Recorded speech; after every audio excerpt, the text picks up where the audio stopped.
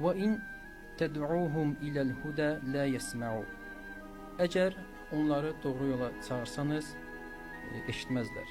وَتَرَاهُمْ يَنْظُرُونَ إِلَيْكَ وَهُمْ لَا يُبْصِرُونَ.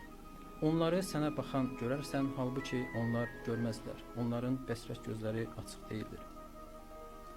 خُذِ الْعَفْوَ وَأْمُرْ بِالْعُرْفِ وَأَعْرِضْ عَنِ الْجَاهِلِينَ.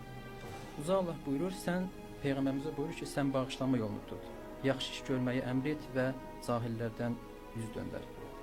وَإِمَّا يَنْزَغَنَّكَ مِنَ الشَّيْطَانِ نَزْغٌ فَاسْتَعِذْ بِاللّٰهِ. Əgər şeytandan sənə bir vəsvəsə gəlsə, Allaha sığın. İnnehu semi'un alim. Həqiqətən uca Allah eşidəndir və biləndir.